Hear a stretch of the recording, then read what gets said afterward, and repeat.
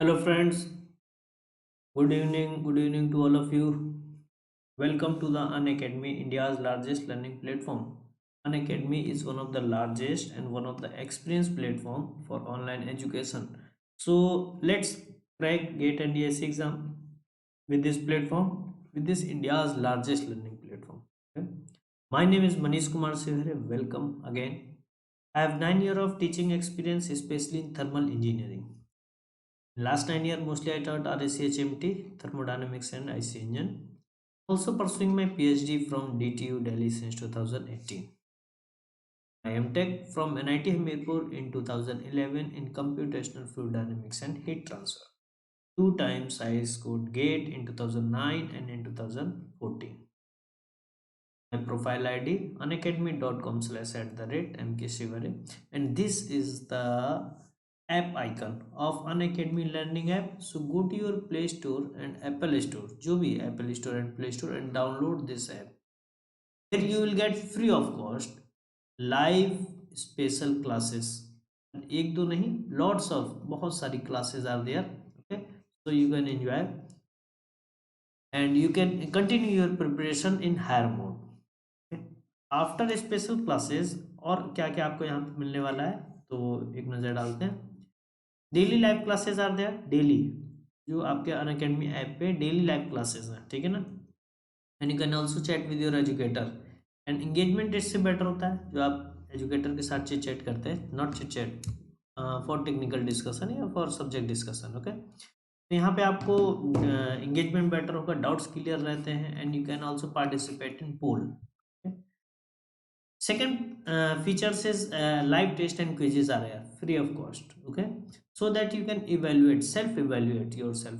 Actually क्या है ना, अगर आप live test and quizzes पे ध्यान देते हैं तो you can observe your self कि क्या मिस्टेक्स हैं, क्या ड्रॉबैक्स है, कहाँ इंप्रूवमेंट की ज़रूरत है. ये सारी चीज़ें मीन दैट सेल्फ इवेल्युएशन होने वाला है, और ये इंपॉर्टेंट पार्ट है आपका किसी भी प्रिपरेशन का. Okay, structure courses all subjects will be completed as per given syllabus. जो भी आपको सिलेबस गिवन एग्जाम का वो तो कंप्लीट कराया ही जाएगा.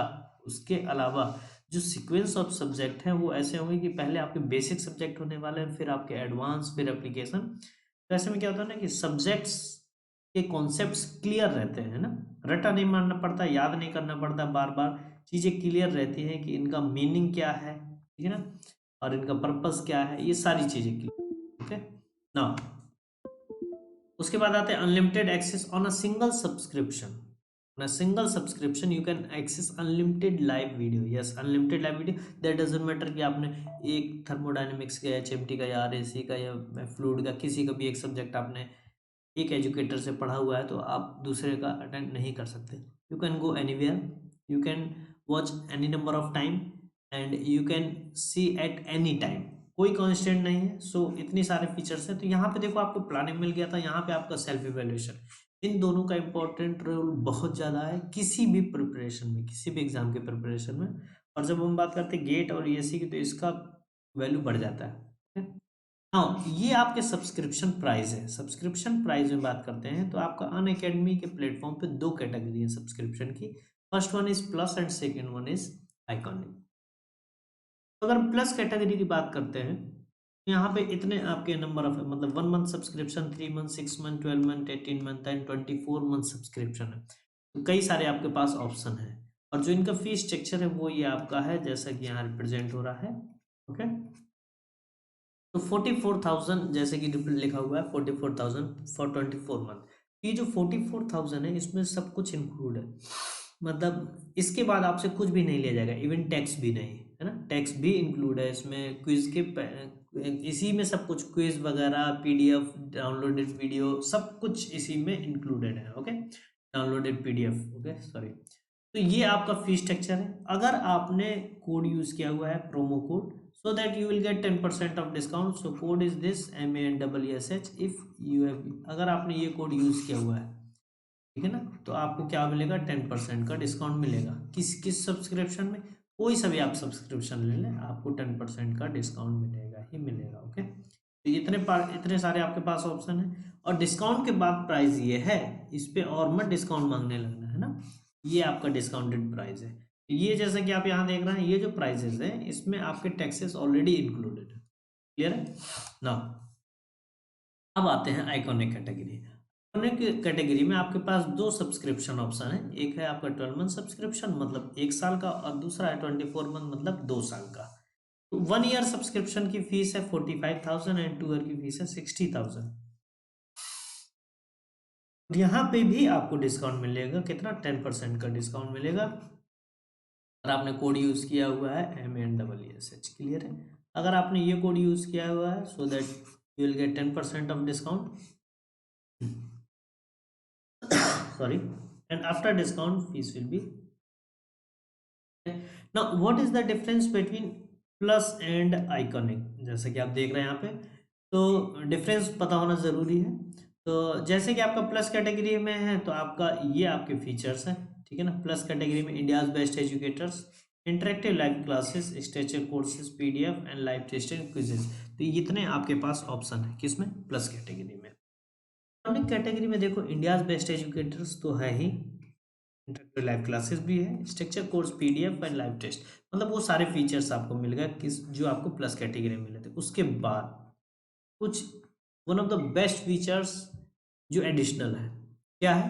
Personal test analysis, personal coach मतलब someone will be there will always counsel you, जो हमेशा आपके साथ होगा, जो हमेशा आपको ये बताएगा कि आपको किस तरीके से पढ़ना है, मोटिवेशन देगा आपको, डिफरेंट डिफरेंट तरीके की क्लासेस होगी, ठीक है? तो personal coach will always guide you, will be always with you. Related to exam, किसी भी तरह का अगर डिस्ट्रैक्शन आता है आपके साथ तो they will sort out. Okay, personalized test analysis, individually test analysis only, study planner. Okay, study planner mean that someone will be there who will behave like a guardian, like a guide, like a friend, who will always share that what to do and what to not, है ना? क्या करना चाहिए क्या नहीं करना चाहिए। Personally personally study material मतलब प्रिपेयर्ड स्टडी मटेरियल मतलब आपको मटेरियल, स्टडी मटेरियल भी ऑलरेडी प्रिपेयर्ड होके मिलने वाला है। तो ये one of the best features है, ये मतलब one of the best features है, ठीक है ना? अनअकैडमी प्लेटफॉर्म पे मिलने वाला है। ओके, सो दैट जो है दिस एंड अब हम स्टार्ट करते हैं थर्मोडायनेमिक्स। तो थर्मोडायनेमिक्स जैसा कि आप लोगों को पता होगा कि पहली बात तो ये किस किस एग्जाम में आता है। तो देखो, जैसा कि हमें पता है कि अगर हम एज ए मैकेनिकल इंजीनियर किसी भी एग्जाम का, किसी भी एग्जाम का, किसी भी जॉब का एग्जाम देते हैं तो आपको थर्मोडायनेमिक्स मिलता ही मिलता है, ठीक है ना? ESC आपका पता है, इंजीनियरिंग सर्विसेज एग्जाम में आपका IRMS जो है पहले ESC के थ्रू होता था, अभी क्या है रेलवे ने अलग करा लिया, इसका फुल फॉर्म है Indian railway management system. GATE आपको अच्छे से पता है, PSC state exam and other exam, किसी भी एग्जाम में आपका थर्मोडायनेमिक्स आता है। और जैसा कि हमें पता है कि गेट जो इस बार होने वाला है, कौन कराने वाला है? IIT मुंबई कराने वाला है, IIT बॉम्बे, है ना? IIT बॉम्बे कराने वाला है। और अगर हम बात करें कि थर्मोडायनेमिक्स कितना करेगा कवर, ये करेगा अप्रोक्स 8 to 12 मार्क्स, इतना कवर होने वाला है। और ये ह्यूज वॉल्यूम है, आउट ऑफ 100 में अगर आपको 8 से 12 नंबर सिर्फ थर्मोडायनेमिक्स के आ रहे हैं तो ये ह्यूज वॉल्यूम है, ठीक है ना? आई थिंक थर्मोडायनेमिक को लेके सीरियस होना चाहिए। इसीलिए यहाँ पे जो हम सेशन स्टार्ट करने वाले हैं, जैसा कि आज का आपका फर्स्ट सेशन है, इसके बाद आपको, अगर आप रिकॉर्डेड सेशन देख रहे हैं, वैसे तो रिकॉर्डेड ही है, अगर आप अभी देख रहे हैं रिसेंटली, तो यहाँ पे कितने अप्रोक्स गेट के लिए 5 सेशंस आर देयर, ठीक है ना? जिसमें कंप्लीट थर्मो होने वाली है। और हम प्रीवियस ईयर क्वेश्चन कराएंगे, प्रीवियस ईयर क्वेश्चन, दो सेशन, दो तरीके का सेशन होगा। एक हम पहले 1 2 3 4 5 कराने वाले हैं, जिसमें आपका गेट गेट गेट गेट पांचों, मतलब पूरा थर्मोडायनेमिक्स का प्रीवियस ईयर क्वेश्चन सारा कवर होने वाला, सारा, ठीक है ना? सारे कॉन्सेप्ट्स के साथ क्वेश्चन कवर होने वाला, और जो भी इंपॉर्टेंट कॉन्सेप्ट्स आते रहेंगे ना एज पर, मतलब न्यूमेरिकल के साथ साथ, वो भी हम सारा इन शॉर्ट बताते चलेंगे, ठीक है ना? बहुत ज़्यादा डिटेल में जाएंगे तो वीडियो लंबा हो जाएगा, हम नहीं चाहते कि वीडियो बहुत लेंदी हो। तो जैसे कि आज का जो सेशन है ये आपका basic introduction and zeroth law से रिलेटेड है। उससे रिलेटेड अगर कुछ आपका आज होगा डिस्कशन जो गेट में आया हुआ होगा तो वो हम जरूर डिस्कस करेंगे, ठीक है ना। इसके बाद आपका फर्स्ट लॉ का होगा, फिर सेकंड लॉ होगा, फिर उसके बाद सेकंड के बाद आपका सेकंड के साथ साथ एंट्रोपी भी कवर हो जाने वाला है। उसके बाद आपका अवेलेबिलिटी एंड अनअवेलेबिलिटी करके आ जाएगा, ठीक है ना। तो इतना करके आपका गेट के 5 सेशन हैं। फिर उसके बाद ऐसे ही ईएसी के भी 5 सेशन है। तो करके हम क्या करें, जितना भी प्रीवियस ईयर क्वेश्चन हम सारा करा देंगे। तो फिर से ध्यान से सुनो, जितना भी प्रीवियस ईयर क्वेश्चन है तो 1 2 3 4 5 गेट, 1 2 3 4 5 ईएस, आपका थर्मोडायनेमिक्स कंप्लीट है। अगर आप फोकस कर रहे हैं गेट और ईएससी दोनों के लिए तो दोनों वीडियो देखें, ठीक है ना। दोनों वीडियो देखेंगे आपको 5 सेशन मिलेगा गेट का और 5 सेशन मिलेगा आपको उसका। तो 5 + 5 = 10 सेशन होने वाले हैं आपके। 10 सेशन कोई बहुत लेंदी वीडियो नहीं रहेंगे, ठीक है ना। इसीलिए हम क्या करेंगे, जो भी न्यूमेरिकल आएगा उसको शॉर्ट में डिस्कस करेंगे। शॉर्ट में इन द सेंस उसका थ्योरी शॉर्ट में डिस्कस करेंगे, ठीक है ना। लेकिन हम बताते चलेंगे, कुछ भी छोड़ते नहीं चलेंगे। क्लियर है। तो हमारी कोशिश रहेगी कि सारे क्वेश्चन हम कवर करें। और कुछ कई क्वेश्चन रिपीटिशन में होते हैं, कई क्वेश्चन क्या होते हैं कि न्यूमेरिकल डेटा सिर्फ चेंज होता है और सेम क्वेश्चन होता है, तो ज़रूरी नहीं कि हम उसे कवर भी करें। हो सकता है हम उसे क्या कर देंगे, स्किप कर देंगे। क्लियर। लेकिन अगर ये आप सेशन देख रहे हैं गेट के जस्ट पहले, तो ये आपके लिए बहुत बेनिफिशियल होने वाला है। बिकॉज एट दिस टाइम अगर आपका जनवरी मंथ में आप ये सेशन देख रहे हैं तो मुझे पता है कि आप क्या कर रहे हैं, थोड़ा सा क्रैश कोर्स जैसा पढ़ेंगे, है ना। जल्दी जल्दी जल्दी जल्दी जल्दी जल्दी, तो 1 मंथ में आपको सारा कंप्लीट करना होता है। तो दैट इसीलिए हम यहाँ पे टाइम वेस्ट नहीं करेंगे आपका, ठीक है ना। फटाफट करने वाले हैं। बस आपने क्या करना है कि जब ये सेशन चल रहा है, आप जब ये आप वीडियो देख रहे हैं तो आपके पास एक पेन पेपर जरूर होना चाहिए, है ना। आपको क्वेश्चन कितना भी आता हो, आपने हो सकता है एक ऐसा क्वेश्चन आपको मिल जाए जो अभी तक आपने 20 बार लगा रखा है, लेकिन हमारा मानना है कि जितना प्रैक्टिस करेंगे उतना कम है, ठीक है ना। तो प्रैक्टिस हमेशा करना है, तो इसलिए पेन पेपर लेके बैठे 1 बाय 1 हमेशा क्वेश्चन के A B C D A B C D A B C D answer mark करते रहे। और अगर किसी क्वेश्चन में डाउट है तो आप तुरंत वीडियो के नीचे टाइम दिया होता है, टाइम आप मेंशन कर लें कि ये इस टाइम पे ये क्वेश्चन में डाउट है। फिर उसके बाद जब वीडियो सेशन आपका खत्म हो जाता है तो नीचे कमेंट सेक्शन बॉक्स में आप कमेंट लिखें विद टाइम, ठीक है ना। कमेंट लिखें विद टाइम, विद टाइम। तो उससे क्या होता है ना कि हम जब अब अगर हमने देखा, वैसे हम हमारी पूरी कोशिश रहेगी कि जनवरी मंथ में हम सारे वीडियो को एक्सेस करें, ताकि किसी का अगर कोई सा भी क्वेरी हो तो हम उसका रिप्लाई कर सकें। ओके। तो आपका कमेंट विद टाइम होगा तो हम आंसर देने में कैपेबल होंगे। इजी हो जाता है थोड़ा सा एग्जैक्टली पता करना कि आपको कहाँ डाउट था, है ना। अदरवाइज ऐसे सारा वीडियो हमें भी थोड़ा सा एक बार ध्यान देना पड़ सकता है, तो टाइम टेकन हो जाता है आपके लिए भी शायद और शायद हमारे लिए, है ना। तो बेहतर है कि कोई सा भी डाउट रहेगा तो विद मतलब टाइम मेंशन करो उसी पेपर पे जहाँ पे आप सॉल्व कर रहे हैं, और अपना क्वेश्चन मेंशन करो, और उसके बाद आप नीचे कमेंट सेक्शन बॉक्स में लिखो। आई होप क्लियर होगा, ठीक है ना। तो मैं फिर से बोल दूं कि थर्मोडायनेमिक्स जो है वो 8 से 12 नंबर का कवर करने वाला है, तो इसको लाइटली में बिल्कुल भी नहीं लेना है। इट्स अ ह्यूज वॉल्यूम, ठीक है ना। Out of 100 it's a huge volume. Okay. Now today's first question is this, this first question. इस क्वेश्चन को क्या करना है, देखो क्वेश्चन कितना भी आसान हो, अब देखो प्रीवियस ईयर क्वेश्चन अगर आ रहा है तो वो हो सकता है रिपीट, मतलब आपने पहले लगाया हो, क्योंकि जब आप वीडियो देखते हैं या आप पढ़ते हैं, प्रिपरेशन करते हैं, बुक्स लाते हैं, तो सब जगह अगर प्रीवियस ईयर क्वेश्चन बोला गया है तो वो तो वही होगा ना जो ऑलरेडी आया हुआ है, और हम भी वही लाएंगे जो ऑलरेडी आया हुआ है। तो हो सकता है रिपीटिशन में हो, लेकिन कितना भी रिपीटिशन में हो आपको क्वेश्चन करना है, ठीक है ना। क्योंकि अगर 100 मार्क्स का गेट का पेपर आता है तो ये मान के चलिए कि 60 मार्क्स, कम से कम ऐसा 60 मार्क्स होता है, या तो वो क्वेश्चन रिपीटिशन में है, या तो उस क्वेश्चन का डेटा चेंज हो चुका है फिर वो क्वेश्चन आया हुआ है। तो 60 मार्क्स आप इस तरीके से अचीव कर सकते हैं। देखो मैं पहले भी बता देता हूँ कि हम क्वेश्चन को कैटेगराइज करके चलते हैं, कैटेगराइज करके चलते हैं। मतलब जिन बच्चों, अगर आपने क्या किया है, सारा सिलेबस सिर्फ पढ़ा है, सिर्फ आपने सॉरी सर अगर आपने सारा सिलेबस पढ़ा है तो आप 0 से 40 मार्क्स तक अचीव कर सकते हैं, ठीक है ना।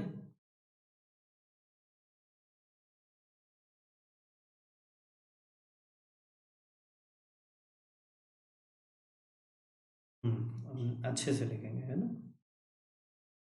अगर आपने सिलेबस को सिर्फ पढ़ा है ना, you can achieve up to 40 marks. सिर्फ अगर आपने पढ़ा तो आप 40 मार्क्स तक अचीव कर सकते हैं।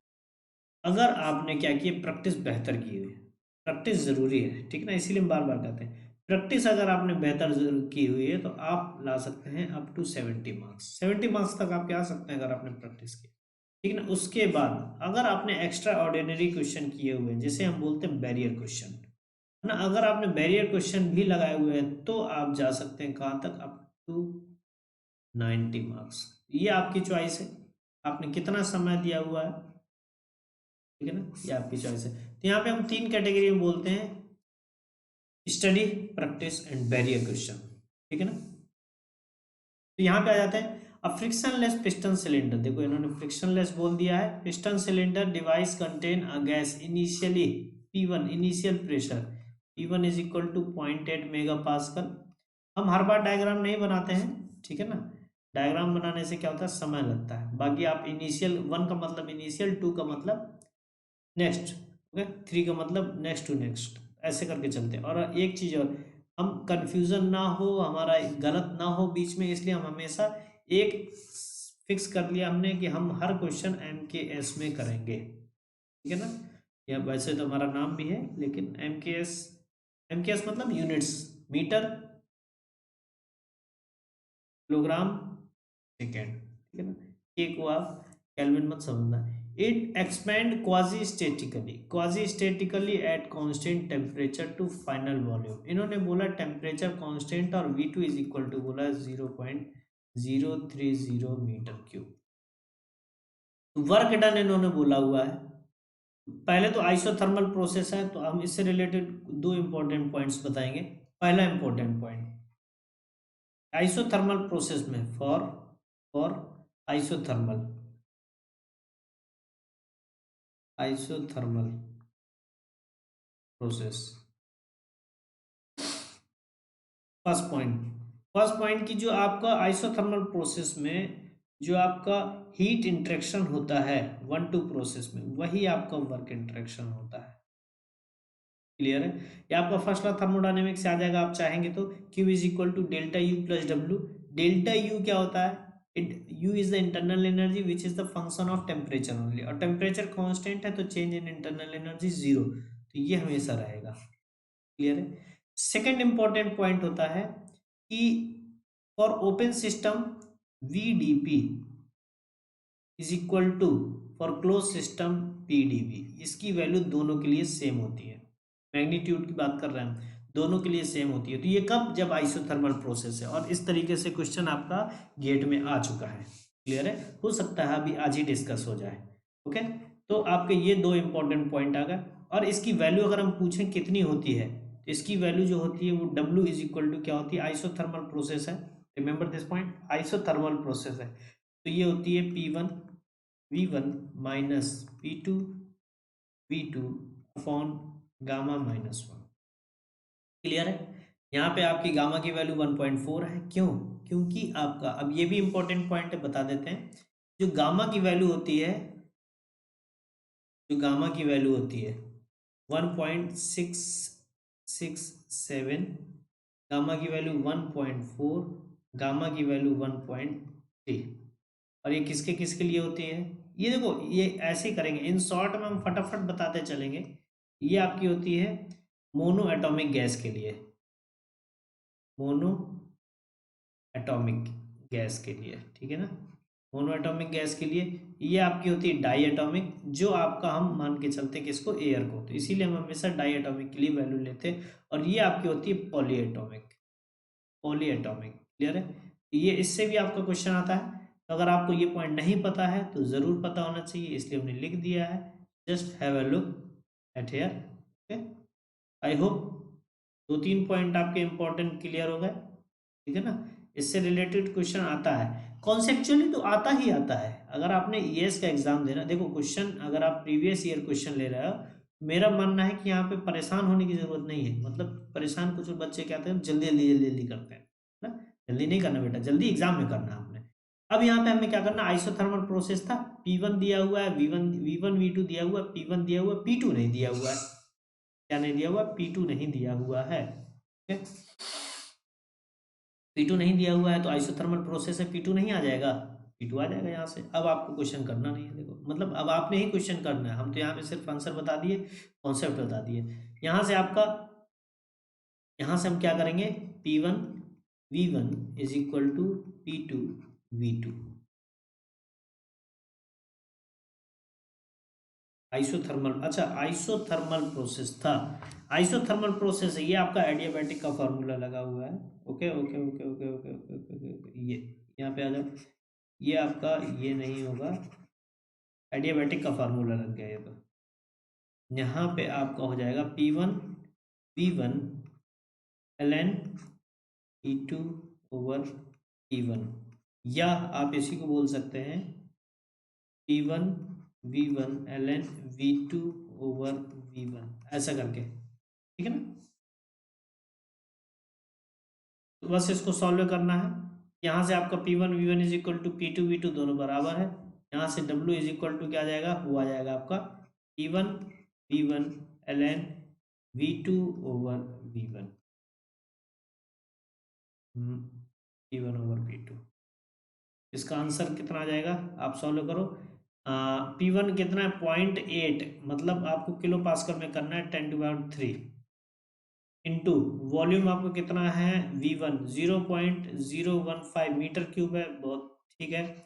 ln V2 आपका 0.030 और ये 0.015, ऐसा करके जब आप सॉल्व करेंगे तो इधर पे आपका वर्क आउटपुट आ जाएगा 8.3 इन किलो जूल। अच्छा आप बोलोगे हमने मेगा पास्कल को किलो पास्कल में क्यों किया था, मेगा पास्कल को किलो पास्कल में क्यों किया, हमने पहले भी बता दिया था आपको कि हम एमकेएस लेके चलेंगे। बाकी आप इधर पे भी देख सकते हैं, ये किलो जूल है, इसलिए ये भी किस में होगा, ये किलो पास्कल में होगा, ठीक है ना। अगर ये वर्ग जूल में होता तो ये हम किस में रखते हैं, सिर्फ पास्कल में रखते हैं। क्लियर है।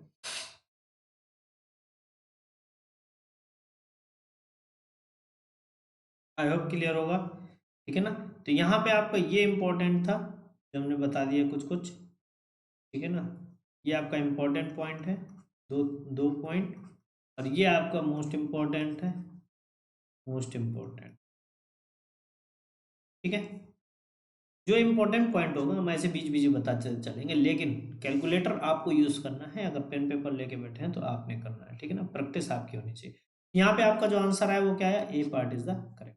इन किलो जूल में था, ये देखो इन किलो जूल, ठीक है ना। तो यहाँ पे अगर हम बात करेंगे तो ये आपका किलो जूल में होगा, सॉल्व करना है आपको। Now second question, second question is there, solve it।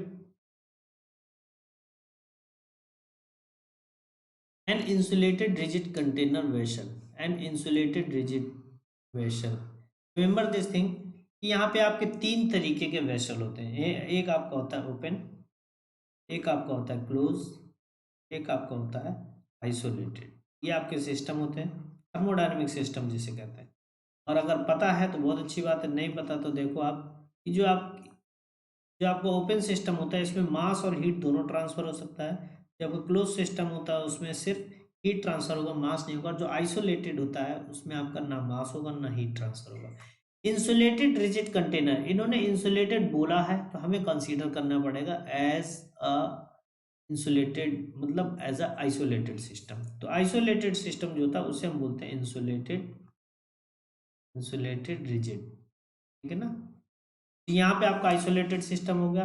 अब बोला contain a mixture of fuel and air, the mixture is ignited by the minute spark. तो ये जो स्पार्क हुआ इस एनर्जी को हम नेग्लिजिबल करेंगे, माइनाइट माइन्यूट्स बोला है, ठीक है ना, बहुत कम। The content of the vessel experience, तो increase in temperature, temperature increase होगा, प्रेशर इंक्रीज होगा, एंड एनर्जी भी बोल रहा है इंक्रीज होगा। एनर्जी कैसे इंक्रीज हो सकता है, अगर आपने बोल दिया है कि इंसुलेटेड है मतलब आइसोलेटेड सिस्टम है, ठीक है ना, ये कैसा हो गया आपका आइसोलेटेड सिस्टम होगा, इसको लिख लो, ये आपका कैसा है आइसोलेटेड सिस्टम है। अब आइसोलेटेड सिस्टम अगर आपने बोल दिया है तो एनर्जी तो नहीं बढ़ेगा, ठीक है ना, तो आपका गलत हो गया। Decrease in temperature pressure and energy, फिर से इन्होंने एनर्जी बोला, डिक्रीज नहीं, increase in temperature pressure but no change in energy, ये बिल्कुल सही है। क्योंकि उसके अंदर क्या इंक्रीज हो रहा है, उससे कोई फर्क नहीं पड़ेगा क्योंकि वो बाहर नहीं जाएगा, ठीक है ना। तो एनर्जी जो है वो एज इट इज रहेगा। अभी आप बोलोगे सर इंजन में जो होता है उसमें तो एनर्जी जनरेट होती है तो बाहर आ जाता है, तो वो आपका इंसुलेटेड नहीं होता है, वो आपका इंसुलेटेड नहीं होता है। क्लियर है? तो दैट यहाँ पे आपका C part is the correct answer. C part is the correct answer. Now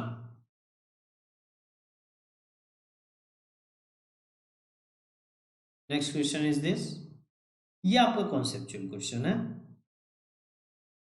definition of 1 Kelvin as per internationally accepted temperature scale is, इन्होंने बोला है जो इंटरनेशनली एक्सेप्टेड है टेम्परेचर स्कूल स्केल को लेके, उसमें 1 केल्विन की वैल्यू क्या है, 1 केल्विन की। तो वेल 1 केल्विन की वैल्यू क्या है वो आप ये देख लो। वो जो आपका केल्विन का वैल्यू है, पहले तो हम बता देते हैं 1/4 डिफरेंस बिटवीन द, ये भी आपका गलत है, ये भी गलत है, ये भी गलत है और ये आपका सही है। ये इसलिए डायरेक्ट बता दिया क्योंकि ये कंसेप्चुअल है, मतलब आपको ये याद करना है, ये स्टडी क्वेश्चन है, ठीक है ना। ये कैसा क्वेश्चन है, ये आपका स्टडी क्वेश्चन है। हम्म, हम्म। और इसकी वैल्यू है आपकी लास्ट की, ये कहाँ से आ गया आपका, ये ट्रिपल पॉइंट, ये आपका जो रेफरेंस है यहाँ पे, ये जो आपका रेफरेंस आया है वो है triple point of water. Triple point of water कितना होता है, वो होता है 0.01 डिग्री सेंटीग्रेड या 273.16 केल्विन। इसी का 273.16 पार्ट है ना, pH 273.16 part of this is equal to 1 Kelvin. Last part is the correct answer, आपको पता होना चाहिए। Okay, now the specific heat of an ideal gas depend upon specific heat। Specific heat इन्होंने पूछा, तो स्पेसिफिक हीट जो होता है वो प्रॉपर्टी होता है, ठीक है ना, ऑफ एन आइडियल गैस। और अगर हम आइडियल गैस की बात करें तो हम एक यहाँ पे फिर से एक आपको अच्छा पॉइंट मिलेगा बताने के लिए।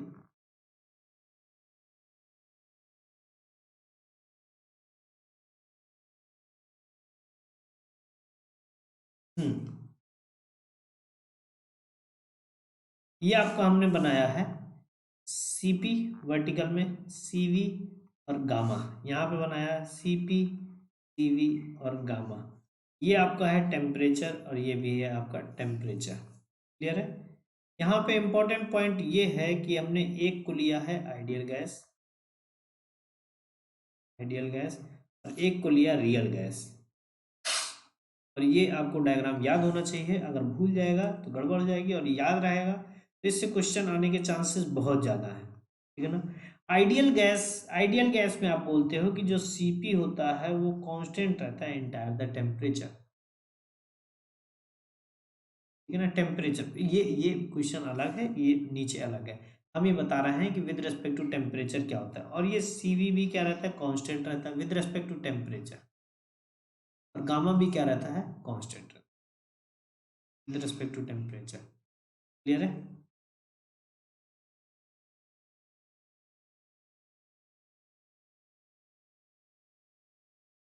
हम्म।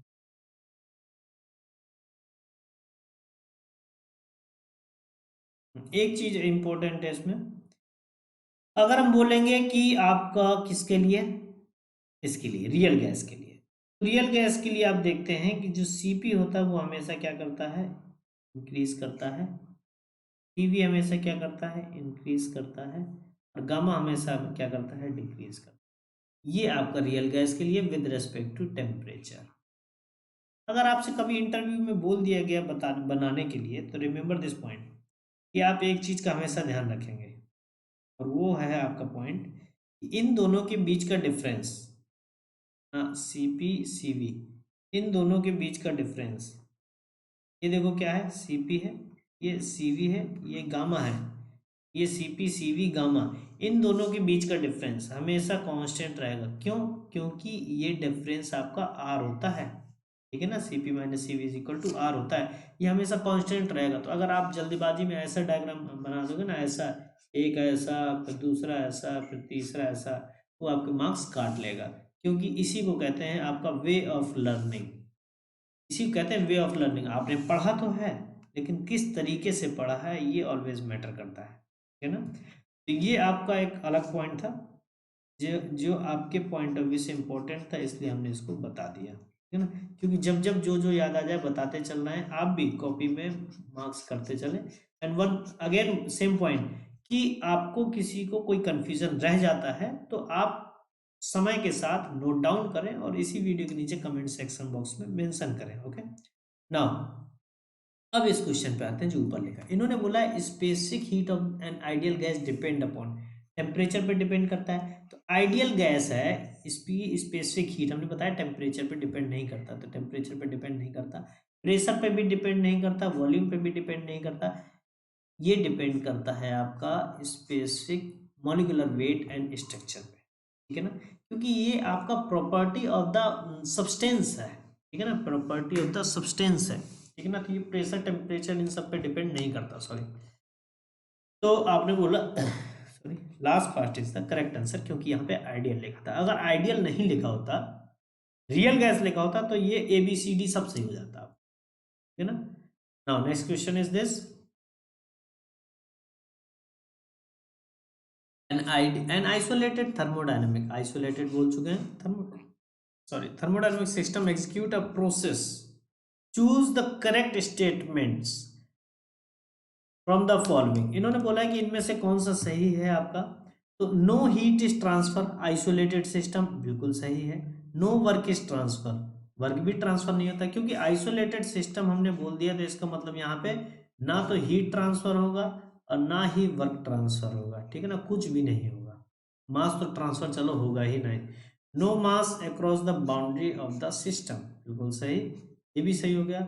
No chemical reaction takes place, chemical reaction हो सकता है, क्योंकि केमिकल रिएक्शन बाउंड्री फिनोमिना नहीं है ना। Because chemical reaction can take place within the boundary, within the substance, so that it can possible.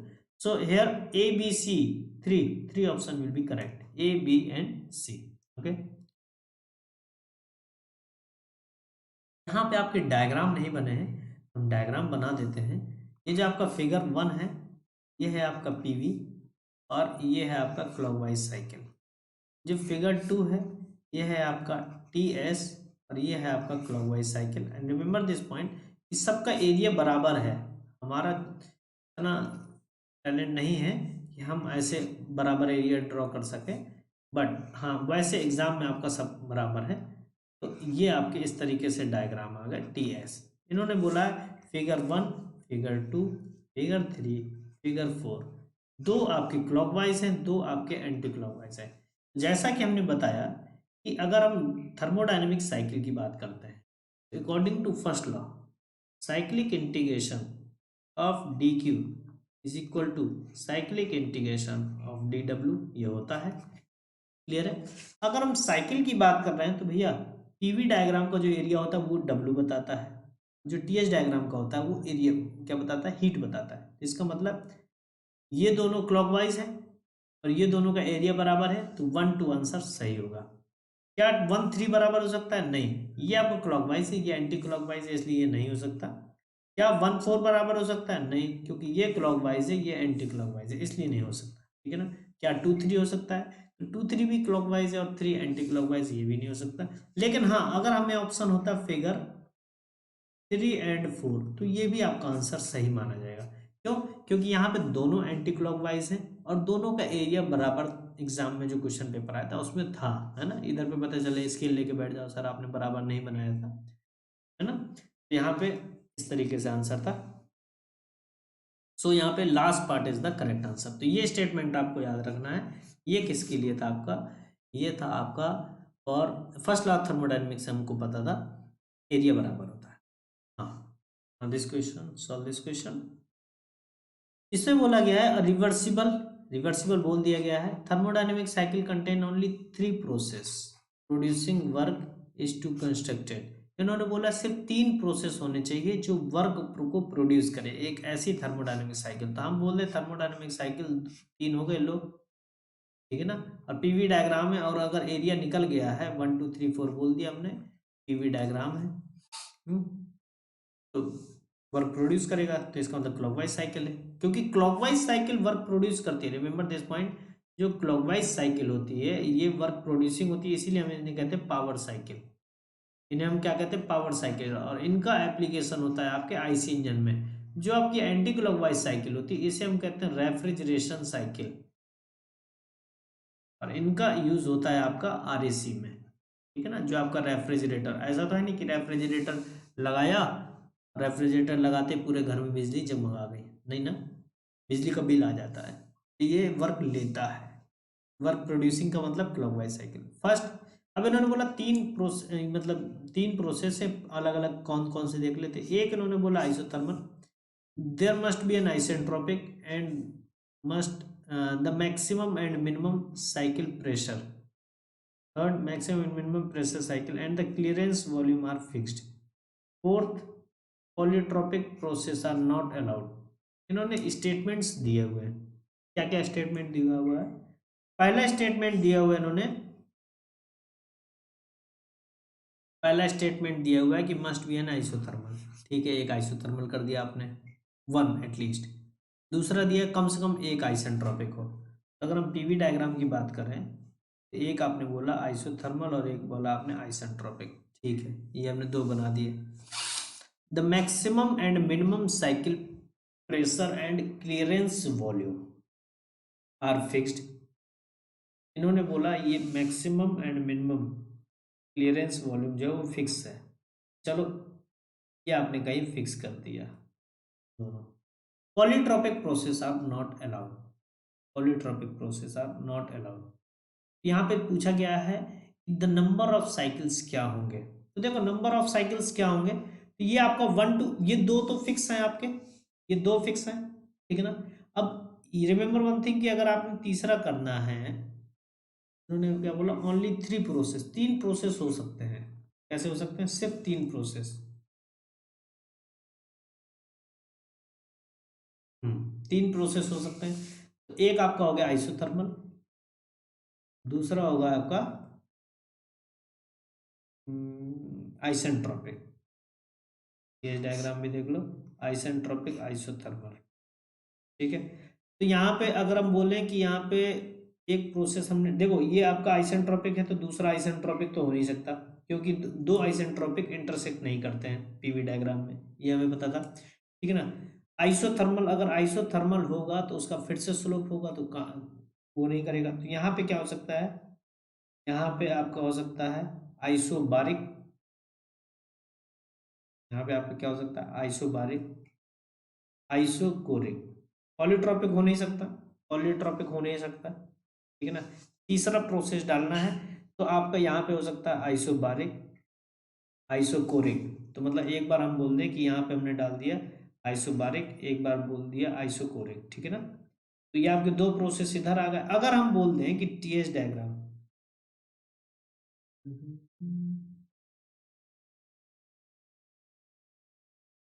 Question को इसको ध्यान से सुनने की जरूरत है ना। हमने बोला हमारा ये फिक्स हो गया था प्रोसेस ए, प्रोसेस बी फिक्स हो गया था। इसके बाद हमारे पास इस पॉइंट तक पहुंचने के लिए तीसरा प्रोसेस डालें तो हमारे पास दो ऑप्शन थे, एक आइसोबारिक प्रेशर कांस्टेंट और एक आइसोकोरिक वॉल्यूम कांस्टेंट, ठीक है ना। ऐसे हमने बोला कि अगर हमारे पास ये है इस तरीके से, ये आपका प्रोसेस ए आइसोथर्मल और ये प्रोसेस बी, तो यहाँ पे भी हमारे पास दो ऑप्शन है, एक आइसोकोरिक और आइसोबारिक, मतलब दो ऑप्शन इधर है दो ऑप्शन इधर है, तो हम टोटल चार साइकिल बना सकते हैं। क्लियर है आई थिंक। फिर से सुन लो एक लास्ट टाइम, इसको थोड़ा सा रफ कर देते हैं शायद बेहतर क्लियर हो। हम्म आपने बोला आइसोथर्मल ए, आइसेंट्रोपिक बी, उसके बाद हमें एक प्रोसेस और डालना है क्योंकि टोटल थ्री प्रोसेस है। तो हमने एक बार डाला आइसोकोरिक मतलब वॉल्यूम कांस्टेंट, फिर दोबारा डाला आइसोबारिक प्रेशर कांस्टेंट। आइसोथर्मल डाल नहीं सकते क्योंकि वो दो लाइन जो होगी वो इसके पैरेलल होगी तो कभी साइकिल कंप्लीट नहीं होगी। आइसेंट्रोपिक कभी डाल नहीं सकते क्योंकि वो इंटरसेक्ट हो जाएगी, ये पॉसिबल नहीं है। पॉलीट्रोपिक डाल नहीं सकते क्योंकि ये देखो साफ साफ लिखा हुआ है। इसका मतलब सिर्फ दो है आपके पास, तो यहाँ पे आपके दो हो गए।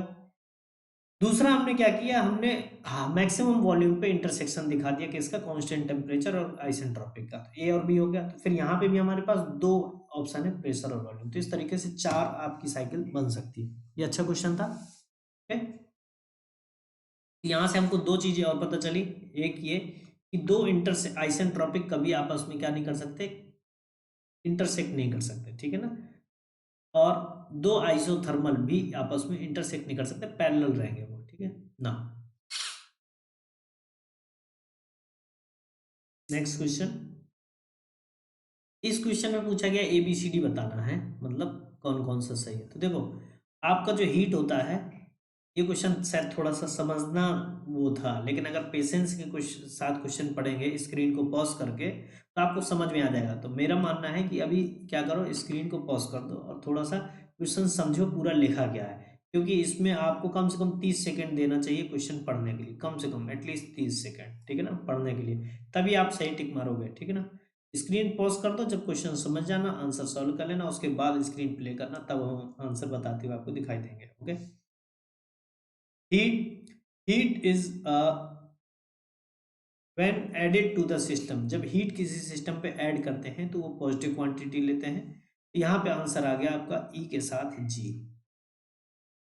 उसके बाद ये आपका कैसा है, डिफरेंशियल एग्जैक्ट फंक्शन है, इनएग्जैक्ट, ये इनएग्जैक्ट फंक्शन होता है, तो ये आपका आ गया जे।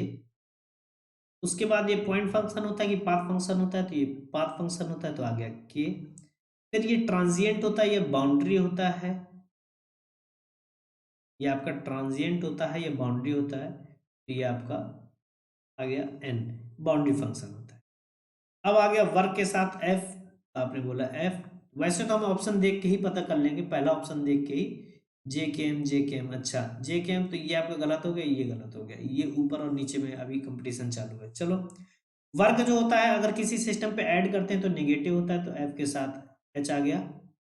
इसका मतलब देखो, पहले ये वाला पहला गलत हो गया, तो last part is the correct answer, ठीक है ना। अब देख लेते हैं, लेकिन आगे एच के साथ अगर हम जाएंगे तो अभी क्या, ये भी इनएग्जैक्ट होता है जे, ये भी पाथ फंक्शन होता है के, और यहाँ पे आपके पास दोनों ऑप्शन है, ये ट्रांजिएंट भी होता है और ये आपका बाउंड्री भी होता है।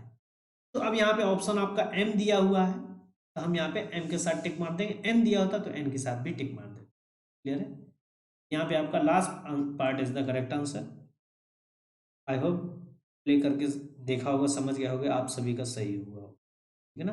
कंफ्यूजन बस यहीं आ सकता है इसमें, तो वो फिर हमने आंसर देख के चेक कर लिया, क्योंकि आंसर भी तो, अगर आपके पास दो ऑप्शन सही है, जैसे हमने चार फिगर बनाए थे उसमें 1 2 मैच कर रहा था, लेकिन हमारे पास 3 4 का ऑप्शन ही नहीं था, मैच तो वो भी कर रहा था ना, इसी तरीके से ना। इस क्वेश्चन पे, the specific heat of working fluid are constant. Specific heat, okay, the value of specific heat gamma is 1.4, मतलब ये क्या है, डाई एटॉमिक है, एयर की बात कर रहा होगा शायद, ठीक है। The thermal efficiency of this, इन्होंने थर्मल इफिशियंसी पूछा, ओके। डायग्राम आपको ये गिवन है, thermodynamic cycle with an ideal ideal gas. एक चीज हम आपको और बता देते हैं, जो एयर होता है हम उसे most of the cases ideal gas consider करके चलते हैं। कैसा चलते हैं, आइडियल गैस। और आइडियल गैस की कंडीशन भी आप देख लो, आइडियल गैस जो एग्जिस्ट करता है एट हायर प्रेशर, नहीं, higher temperature, lower pressure, low pressure, इधर पे आपका एग्जिस्ट करता है, ठीक है ना। इसके साथ कंडीशन क्या है, मटेरियल के बीच में जो आपका बॉन्डिंग एट्रैक्टिव फोर्स होता है, एट्रैक्टिव फोर्स होता है, वो कैसा होना चाहिए, 10 to 0 होना चाहिए। और volume of molecules molecules should be negligible as compare to total volume of gas, ठीक है ना। सपोज दैट इस रूम में एयर है, इस रूम में जो एयर है, एयर ने पूरा कर पूरा रूम कवर कर रखा है, मतलब इस रूम में हम थोड़ी सी एयर डाल दें, तो एयर के पार्टिकल एक्चुअली क्या है कि पूरा वॉल्यूम है, जबकि एयर का पार्टिकल तो बहुत छोटा छोटा है, उसमें जो भी कंटेंट है, जो मॉलिक्यूल्स ने जितना एरिया कवर किया है वो इस पूरे रूम के वॉल्यूम से क्या है, कंपैरिजन में नेग्लिजिबल है, बस यही बताएगा। और ऐसी दो कंडीशंस कब पॉसिबल, जब प्रेशर या तो बहुत कम हो, टेम्परेचर बहुत ज़्यादा हो, ठीक है, तब आप आइडियल गैस लेते हैं। तो ये भी आपका इंपॉर्टेंट था। अगर आपने नहीं पढ़ा है तो इसको तुरंत मार्क कर लो और कॉपी के कोने में एकदम छाप दो स्वर्ण अक्षरों में, है ना। हम स्वर्ण अक्षरों में हम लिख देंगे तो दिखाई नहीं देगा, इसलिए थोड़ा सा हम क्या करते हैं, स्वर्ण से सस्ते वाले अक्षर में लिखते हैं इस कलर में, है ना। हाँ चलो क्वेश्चन पे आ जाते हैं। क्वेश्चन फटाफट आंसर दो। यहाँ पे बोला थर्मोडायनेमिक साइकिल, प्रेशर ये है, वॉल्यूम, प्रेशर ये है, वॉल्यूम ये है, वॉल्यूम ये है, इसमें करना क्या है, इफिशियंसी निकालना है। इफिशियंसी निकाल लो। प्रेशर दिया हुआ है, वॉल्यूम दिया हुआ है, हीट सप्लाई आप निकाल सकते हैं, ठीक है ना। वर्क निकाल सकते हैं, वर्क कितना आएगा, वॉल्यूमेट्रिक, थर्मल इफिशियंसी, वर्क आप निकाल लो, पीवी की power gamma, isentropic competition, isentropic सभी आइसेंट्रोपिक प्रोसेस या adiabatic, P1 minus P2 upon gamma minus 1। यहाँ से आपने वर्क निकालना है, यहाँ से आपने क्या करना है, वर्क निकालना है। हीट एडेड, हीट एडेड कहाँ पे हो रहा है आपका, जो हीट एडेड हो रहा है वो हो रहा है आपका कांस्टेंट वॉल्यूम पे। हीट एडेड क्या हो रहा है, कांस्टेंट प्रेशर पे, सॉरी कांस्टेंट वॉल्यूम पे, 1 मीटर क्यूब पे। यहाँ से आप हीट एडेड निकाल लोगे, हीट एडेड निकालोगे तो थर्मल इफिशियंसी निकाल लोगे, इफिशियंसी आपका क्लियर है, इन टर्म्स ऑफ इफिशियंसी आपका आ जाएगा। सॉल्व करो इसको फटाफट। तो heat added in isochoric process, isochoric process में जो हीट ऐड होती है वो कितनी होगी,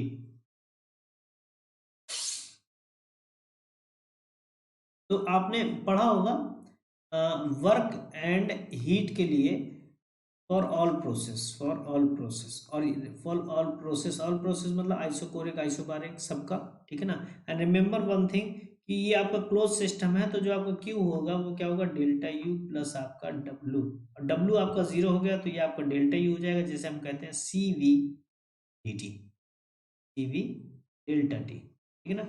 डेल्टा टी आप निकाल लो, आपको P1 दिया हुआ है, V1 दिया हुआ है, P2 दिया हुआ, V2 दिया हुआ है, यहाँ से आपका डेल्टा टी आ जाएगा, प्रेशर चेंज हो रहा है, डेल्टा टी आ जाएगा आपका, यहाँ से Q आ जाएगा, आपने Q लिखना है, यहाँ पे एफिशिएंसी इक्वल टू क्या हो जाएगा, W ओवर Q, यहाँ से आपका वैल्यू आएगा तो वो अप्रोक्स वैल्यू आएगा 21%, अप्रोक्स आएगा, नॉट एग्जैक्ट आएगा, ठीक है ना। फिर से सुन लो क्या करना है, आपने W निकालना है, तो W जो वर्क प्रोडक्शन है ये 3 से 1 प्रोसेस में, तो यहाँ पे आप सॉरी 3 लिख दो, 3 से 1, ठीक है ना। इसमें आपको क्या होगा, वर्क प्रोड्यूस होगा 3 से 1 में। यहाँ आपका डब्ल्यू आ गया, हीट ऐड हो रहा है आपका 1 से 2 में, 2 से 3 में, ये आपका हीट ऐड हो जाएगा। हीट ऐड क्या होगा, क्लोज्ड है, वॉल्यूम कांस्टेंट है, वॉल्यूम कांस्टेंट है तो आपका डब्ल्यू का वैल्यू हो गया 0, Q is equal to delta U, उसकी वैल्यू क्या हो गई, सी वी डी टी, हम यू की वैल्यू सब स्पेसिफिक में लेके चल रहे हैं, मास आपने 1 ले लिया, सी वी आप निकाल लोगे, गामा की वैल्यू गिवन है, डेल्टा टी आप निकाल लोगे क्योंकि प्रेशर आपको गिवन है दोनों पॉइंट पे और टेम्परेचर गिवन है। डेल्टा टी चाहो तो आप लिख दो, ये वैल्यू होगी 2 3 की, डेल्टा टू भी 2 3 पे आएगा, क्लियर है। यहाँ पे आप सॉल्व करोगे 21% आंसर आ जाएगा। Now next next question is this, देखो जो इंपॉर्टेंट पॉइंट हम बताते चलना है, आपने सिर्फ कैलकुलेटर वाला काम छोड़ते चलना है, वो आपने करना है, okay. If a close system is undergoing an irreversible, यहाँ पे रिवर्सिबल नहीं लिखा हुआ है, इरिवर्सिबल लिखा हुआ है, the entropy of the system, उफ ये एंट्रोपी का आ गया बाय मिस्टेक। क्लोज सिस्टम को बता देते हैं, आंसर बता देते हैं, क्लोज सिस्टम ये फोर्थ सेशन में आएगा आपका, 1 2 3 4, फोर्थ सेशन में आपका एंट्रोपी का डिस्कस करेंगे, अब बेहतरीन बेहतरीन क्वेश्चन करेंगे, वहाँ पे ये क्वेश्चन भी ले आएंगे, ठीक है ना। क्लोज सिस्टम में है, हीट ऐड हो सकता है, इरिवर्सिबल प्रोसेस है। क्लोज सिस्टम में आपका हीट जो है वो पॉजिटिव भी हो सकता है और नेगेटिव भी हो सकता है, तो उसकी एंट्रोपी इंक्रीज भी कर सकती है और डिक्रीज भी कर सकती है, और इसकी वजह से एंट्रोपी हमेशा इंक्रीज करेगी, एंट्रोपी इरिवर्सिबल की वजह से।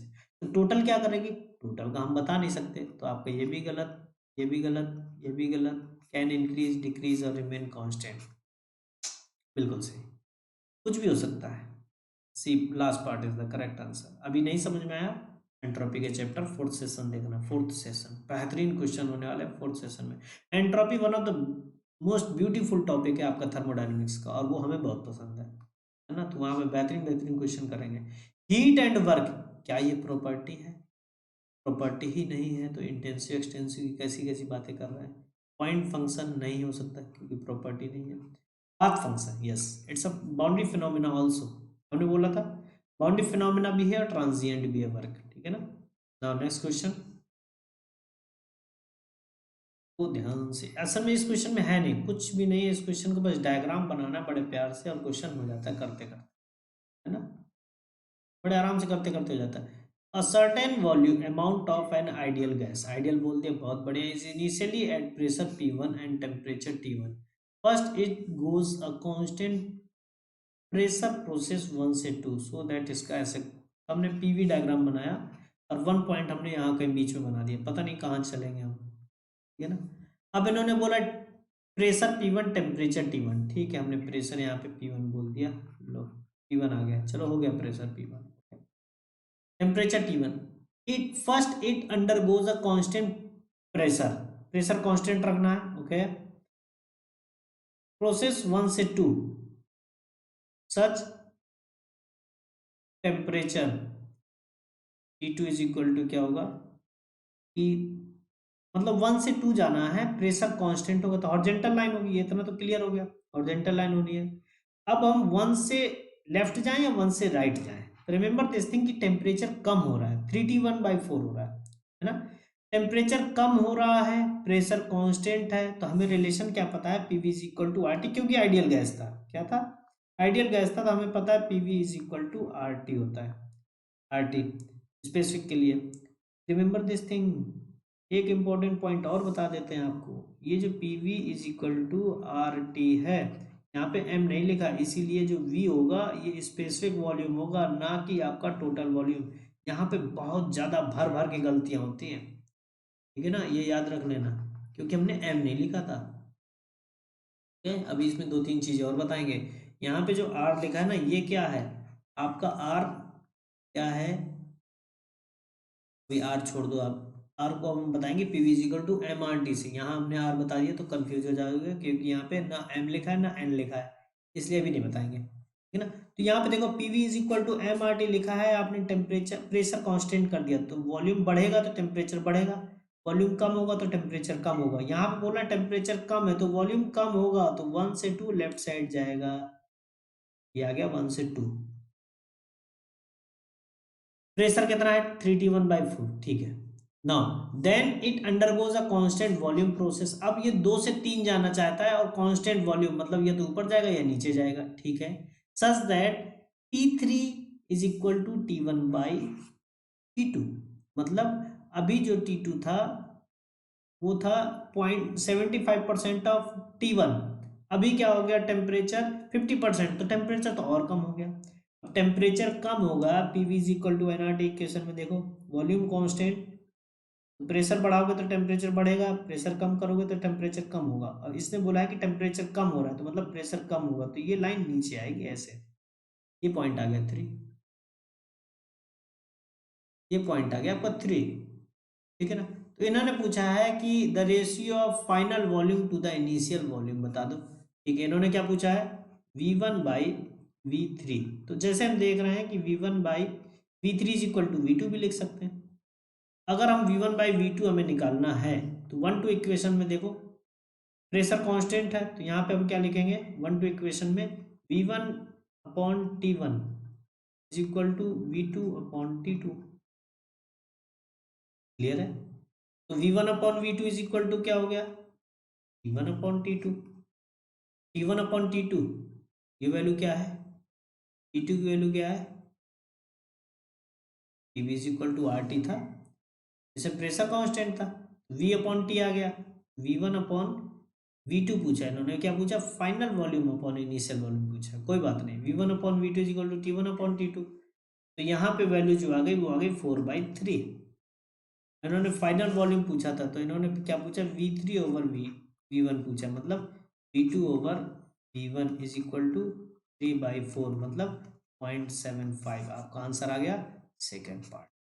देखो अगर आपने क्वेश्चन करना है तो पॉज कर दिया करो स्क्रीन, ठीक है ना, अच्छे अच्छे क्वेश्चन आ रहा है, ठीक है ना, अच्छे अच्छे क्वेश्चन आ रहा है, स्क्रीन पॉज करके कर लिया करो आप लोग, ओके ना। एक चीज और बता देते हैं, P V is equal to M R T में जो आर होता है वो आपका होता है universal gas constant upon molecular weight, clear है? ये आपका मोलिकुलर वेट होता है। और जबकि PV is equal to N R T में जो आपका आर होता है वो आपका यूनिवर्सल गैस कांस्टेंट होता है और इसकी वैल्यू होती है 8.314 किलो जूल पर किलो मोल केल्विन।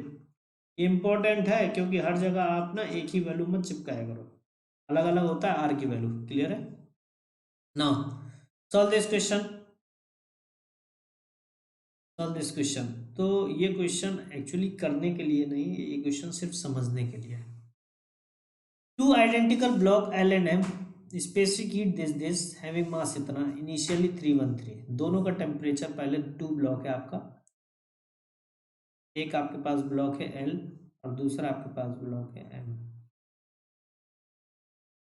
इन्होंने बोला दोनों का इनिशियल टेम्परेचर 313 है, दोनों का इनिशियल टेम्परेचर 313 ये आपका टी इनिशियल, ये आपका टी इनिशियल। इन्होंने बोला रेफ्रिजरेटर हमने लगाया, क्या लगाया? रेफ्रिजरेटर लगाया, ये लोग आर लगा दिया। रेफ्रिजरेटर लगाया तो क्या हुआ कि फ्रॉम एल ब्लॉक से हीट लेना चालू कर दिया और एम को हीट देना चालू कर दिया। ठीक है, एक काम करो, नाम ही चेंज कर दो, नीचे हम एल लोअर वाला रखना चाहते हैं ना, इसलिए हमने नाम चेंज कर दिया। इन्होंने बोला इस तरीके से करेंगे कि जो एल का टेम्परेचर है, फाइनल टेम्परेचर टी एफ, वो पहुंच जाएगा कितना? 293। इसका टेम्परेचर पूछा गया है कि इसका फाइनल टेम्परेचर ऑफ एम क्या होगा। ठीक है, तो ये क्वेश्चन इसलिए नहीं आया है कि क्वेश्चन को आप अभी करो, ये क्वेश्चन इसलिए आया है क्योंकि कई सारी पब्लिकेशन बुक में क्या किया गया है। यहाँ पे देखो एक चीज ध्यान देखो, यहाँ पे अपने रेफ्रिजरेटर अभी देख लो, कई सारी पब्लिशर में क्या किया गया है कि उन्होंने बोला कि सेम मास है, सेम स्पेसिफिक हीट है, तो इसका टेम्परेचर जितना डिक्रीज करेगा उतना ही इसका टेम्परेचर इंक्रीज करेगा। और ऐसा बोलने के बाद उन्होंने बोल दिया 313 minus 293 is equal to T F M minus 313। ऐसा करने के बाद इन्होंने बोला T F M is equal to, ये टेम्परेचर कितना डिक्रीज किया? 20, तो ये आ गया 333 केल्विन।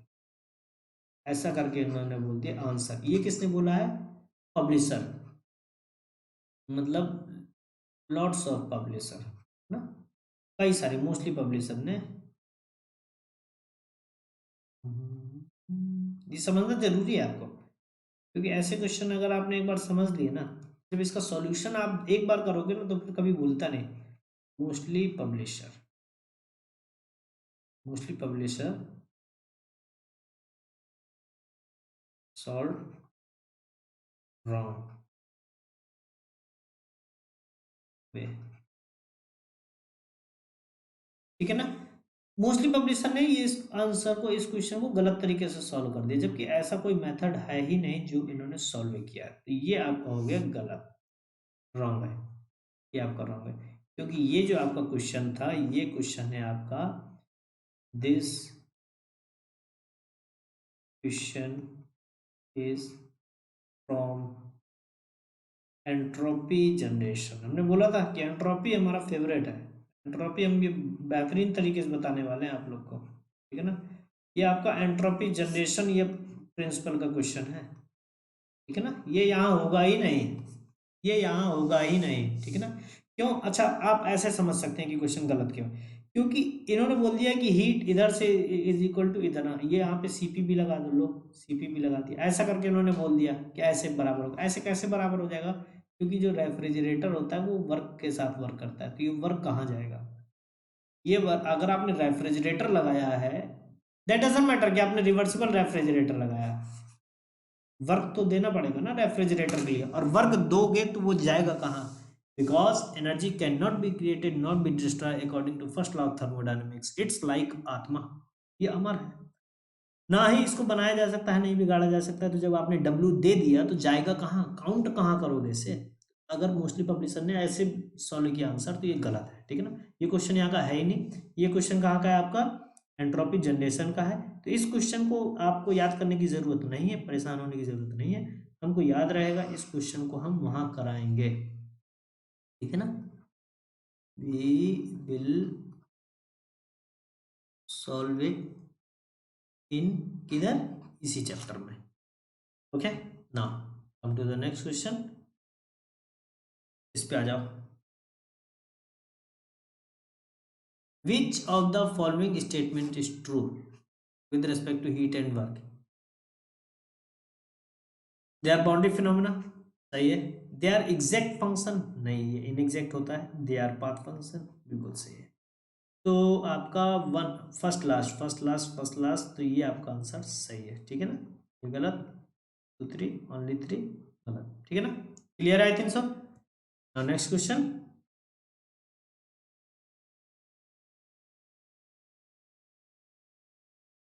द गैस वॉल्यूम इतना टू बी इतना in closed vessel, okay, volume be 2.87 meter cube, temperature 300 Kelvin, the gauge pressure indicate PG 0.5 bar, gauge pressure indicated by manometer fitted to the wall of the vessel is 0.5. if the gas constant R की value भी दी हुई है 287 joule joule joule joule पर kilogram kelvin, बहुत बढ़िया। The atmospheric pressure is 1 bar, okay, PATM is 1 bar. The mass of the air, अब बताओ ये क्वेश्चन कि अगर देखा जाए तो ये क्वेश्चन हमने क्लास 8th में पढ़ा था, जो आपको गेट में 2 नंबर का दिया हुआ है। पता है क्यों दिया हुआ है? उसका कारण सिर्फ और सिर्फ आपका वे ऑफ लर्निंग है। वो जानते हैं कि कई लोग बहुत, अब इसी को हम कहते हैं प्रैक्टिस क्वेश्चन, इसे हम क्या कहते हैं? प्रैक्टिस क्वेश्चन, इसे हम कहते हैं प्रैक्टिस क्वेश्चन। तो जो प्रैक्टिस क्वेश्चन दो, जो ये क्वेश्चन सही करेगा सारे, वो 70 नंबर तक पहुंच सकता है, 70 मार्क्स तक। देखो इस क्वेश्चन में क्या है, इन्होंने बोला कि आप तुरंत फटाफट लगाओगे PV is equal to M R T, और यहाँ पे आप एम के लिए बता दोगे P V over R T, और प्रेशर आप लिखोगे 0.5 बार।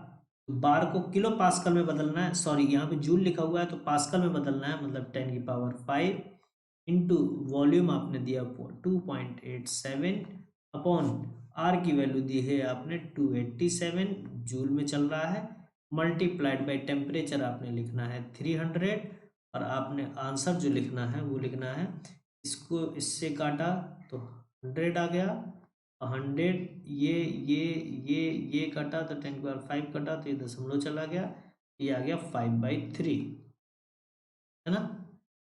जिन लोगों ने ये आंसर लिख दिया है 5/3 किलोग्राम, वो आपका क्या करेंगे, उनको देंगे अंडा, 0 नंबर, है ना। ये आपको मिलेगा रॉन्ग, गलत हो गया ये। सही क्या है? सही क्या है आपका, यहाँ पे ध्यान देने वाली सिर्फ और सिर्फ एक बात थी कि यहाँ पे जो प्रेशर दिया हुआ ये आपका गेज प्रेशर है, ये आपका क्या है? Gauge pressure. जब भी हम इक्वेशन लिखते हैं वहां पे हम टोटल प्रेशर लिखते हैं। हमने कई बच्चों को भी देखा है, वो लैब में भी जब यूज करते हैं तो लैब में जो मीटर लगा होता है वो गेज प्रेशर की रीडिंग देता है, क्योंकि वो गेज मीटर होता है, और वो क्या करते हैं गेज प्रेशर को लेके, आप लोग भी, कई लोग हो सकता है मिस्टेक करते हो, जो आपके लैब में जैसे आरएसी के कई सारे प्रैक्टिकल होते हैं उसमें जो प्रेशर मेजर करते हैं वो आपका गेज प्रेशर देता है, फिर जब आप कॉपी पे लिखते हैं तो गेज प्रेशर लिख देते हैं, उसका जब सॉल्व करते हैं तो गेज प्रेशर के लेके सॉल्व कर देते हैं, जबकि वो गलत हो गया। सही क्या है? यहाँ पे गेज प्रेशर इतना है तो आपका एग्जैक्ट प्रेशर होगा आपका कितना? गेज प्रेशर प्लस आपका सराउंडिंग प्रेशर पीएटीएम, ये इज इक्वल टू 1.5 बार आया। अब क्वेश्चन सॉल्व करो। अब आप यहाँ पे सॉल्व करेंगे नाउ, अब ये मेथड सही मेथड है। Now correct method, correct method, correct method क्या है? P V is equal to M R T, यहाँ पे एम पूछा गया है, therefore P V over R T, P आपका आ गया 1.5 into 10⁵ into 2.87 divided by 287 multiplied by 300, और जब आप इसे सॉल्व करेंगे 1 0 2 0, इसको काटा तो 100 आ गया, 3 0 4 0 और ये 0.50, ये कट गया पूरा पूरा, तो यहाँ पे आंसर आ गया 15/3 इज इक्वल टू 5 किलोग्राम। ये आपका सही आंसर है। क्लियर है? यहाँ पे जो आपका आंसर आएगा C part is the correct answer, C part is the correct answer. अच्छा एक चीज और देखो, 5/3 जैसे ही किसी ने किया था तो ये इज इक्वल टू 1.67 था। देखो इन्होंने आंसर भी दे रखा है, ये भी कम नहीं है। आंसर दे दिया इन्होंने, कर दो सही, यहीं पे कर दो, अभी अभी सही कर दो, अभी तुरंत नंबर काट लेंगे, माइनस में पकड़ा देते हैं, है ना? अच्छा इस वाले में तो माइनस होता नहीं, फिर भी 2 नंबर तो गया है ना। क्लियर है? तो आई होप क्लियर होगा। इस तरीके से गलती नहीं करना है। इस क्वेश्चन में आ जाओ फटाफट। Heat to work, heat to work ये कौन प्रोड्यूस करता है? इन्होंने, अच्छा यहाँ पे ये एप्लीकेशन है आपकी, ये क्या है आपके डिवाइसेस के नाम है, एप्लीकेशन है। तो इन्होंने बताना है कि हीट टू वर्क कौन करता है? नोजल करता है? नहीं। Endothermic chemical reaction? नहीं। Heat engine? Yes, heat engine करता है। ये आपका आ गया 3। Heat to lift weight, heat to lift weight, heat to lift weight, nozzle, endothermic heat reaction, hot air volume, hot air volume, हाँ। हॉट एयर वॉल्यूम बैलून जो होता है ना, जो साउथ की मूवी में भी दिखाते हैं, बड़ा बड़ा बैलून होता है, उसमें आदमी बैठता है फिर उड़ जाता है, फिर ऊपर जाके लड़ाई भिड़ाई करता है, ठीक है ना, रजनीकांत की मूवी। तो वैसे ही टाइप का। तो ये आपका 3 से 4 हो गया। हीट टू स्ट्रेन एनर्जी, तो यहाँ पे देखो 3 से 4 में क्या है? अच्छा 3 से 4 में 2 सही हो चुके हैं, ये दोनों गलत हो गए, ठीक है। अब आप कर रहा है heat to strain energy, strain energy, strain energy. तो स्ट्रेन एनर्जी अगर कुछ लोग को पता है तो बहुत अच्छी बात है, नहीं पता तो अभी थांबा थांबा, लास्ट वाले ऑप्शन में आओ। हीट टू इलेक्ट्रोमैग्नेटिक एनर्जी, ये जो हीट टू इलेक्ट्रोमैग्नेटिक एनर्जी, ये तो आपकी थर्मल एनर्जी है ना। यहाँ पे आंसर आपका आ गया 5। तो इस हिसाब से हम देखेंगे तो आपका ये गलत हो गया, ठीक है ना, क्योंकि 5-6 में चल रहा है, ठीक है ना। तो यहाँ से वैसे हमें पता चल गया कि इसका जो आंसर है वो बायोमेट्रिक स्ट्रिप्स है, ठीक है ना। तो इसमें परेशान होने की जरूरत नहीं कि सर ये बायोमेट्रिक स्टेप ऐसा शब्द आ गया जो हमारे सिलेबस में था ही नहीं, इसकी वजह से हमारा 2 मार्क्स कट गया। ऐसा एक्सक्यूज नहीं देने का, ठीक है ना। बिकॉज ऑप्शन इसीलिए ऐसा था कि आप ऐसा एक्सक्यूज ना दे सकें। तो answer is a part is the correct answer. Clear है? Now next question, this is the next question. A balloon containing an ideal gas is initially kept in an evacuated and insulated room. ध्यान देना, evacuated खाली और insulated मतलब जिससे कोई अंदर ना जा सके ना बाहर जा सके, और खाली भी है, ठीक है ना। द बैलून रैप्चर्ड हुआ, the gas filled the entire room, which one of the following? तो internal energy of the gas decrease, internal energy of the gas decrease, क्यों भाई डिक्रीज क्यों होगी? But enthalpy remain constant, decrease क्यों होनी है उसकी इंटरनल एनर्जी? गलत। इंटरनल एनर्जी इंक्रीज, इंक्रीज क्यों होनी है? जब कोई एडिशन नहीं हो रहा है तो क्यों? Both internal energy and enthalpy of the gas remain constant, बिल्कुल सही। बोथ इंटरनल गैस इंक्रीज, बिल्कुल गलत। यहाँ पे कुछ चेंज नहीं होगा क्योंकि इंसुलेटेड था और अंदर जो था अंदर ही है। केमिकल रिएक्शन थोड़ा हुआ है, रैप्चरिंग हुई है। केमिकल रिएक्शन होता तो कुछ चांसेस होते हैं आपके, ठीक है ना। ये क्वेश्चन क्या है? लेस एक्सपेंड फ्रिक्शनलेस, फ्रिक्शनलेस बोल दिया है। Arrangement the expansion process is very slow, friction zero, very slow, is resisted by an ambient pressure, इन्होंने एम्बिएंट प्रेशर दिया हुआ है, कोई बात नहीं। ड्यूरिंग एक्सपेंशन प्रोसेस इज इतना, रिमेन कांस्टेंट इतना, ठीक है ना। इन्होंने बोला during expansion process the pressure of the system इतना।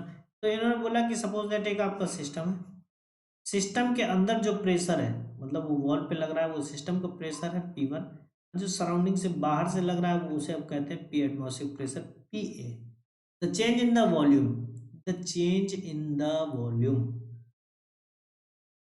चेंज इन द वॉल्यूम क्या है आपका? Delta V is equal to 0.01 metre cube. तो मुझे the maximum work amount that could be utilise from the above. तो देखो एक चीज, इसका अंदर का प्रेशर तो कांस्टेंट है 300, अंदर का प्रेशर कांस्टेंट है 300, ठीक है ना। ये एक्सपेंड हो रहा है, तो जब ये एक्सपेंड हो रहा है तो क्या इसे वर्क करना पड़ रहा है? हाँ वर्क करना पड़ रहा है। किसके अगेंस्ट वर्क करना पड़ रहा है? जो बाहर से फोर्स ले रहा है उसके अगेंस्ट करना पड़ रहा है। तो हमारा वर्क बाय द सिस्टम हमें जोड़ना है, सिर्फ work by the system, remember this point, work by the system. Work by the system आप देखोगे तो ये किसके अगेंस्ट अगर देखा जाए, ये होगा अगेंस्ट, अगेंस्ट एटमॉस्फेयर। अगर अगेंस्ट एटमॉस्फेयर है ये वर्क, तो कितना होगा, ये इज इक्वल टू हो जाएगा atmospheric pressure into change in volume. ये आपका हो गया 1, नहीं सॉरी कितना, 100 kPa multiplied by 0.01 metre cube. ये आपका क्या है, कितना आ गया, 1 kJ आ गया। यहाँ पे आपका second part is the correct answer. कुछ बच्चे क्या करते हैं, यहाँ पे नेट प्रेशर ले लेते हैं, क्योंकि नेट प्रेशर हमें नहीं लेना है। क्यों नहीं लेना है, क्योंकि अंदर का प्रेशर रिमेन कांस्टेंट है, हमें वर्क जो हो रहा है वो अगेंस्ट द सराउंडिंग हो रहा है। ये पॉइंट आप याद रखो कि अगेंस्ट द सराउंडिंग वर्क हो रहा है, दैट्स इट। तो हमें यही प्रेशर लेना है, ठीक है ना। यहाँ पे सेकंड पार्ट, और मोस्ट मोर देन 50% लोगों ने ये क्वेश्चन आपका गलत किया था, ठीक है ना। इसे हम कहते हैं बैरियर क्वेश्चन, इसे हम कहते हैं बैरियर क्वेश्चन, जिसमें बहुत ज्यादा लोग गलत कर जाए, ठीक है ना।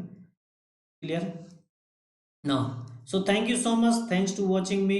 Let's crack GATE and DIC exam with this platform. Subscribe our channel अगर अभी तक सब्सक्राइब नहीं किया है, and this is my code to subscription लेने के लिए use this code and hit the bell icon button. अगर नोटिफिकेशन चाहिए तो टेलीग्राम ग्रुप को भी ज्वाइन करो। And one more important again and again, अगर किसी को किसी न्यूमेरिकल में कोई डाउट रह गया है तो आप समय के साथ टाइम लेके कि इतना बज के इतना मिनट इतना सेकंड पे ये डाउट है, आप कमेंट सेक्शन बॉक्स में लिखे, I will be there, okay. And this is my profile ID on Unacademy learning app, so follow me. So thank you so much, thanks, have a nice day.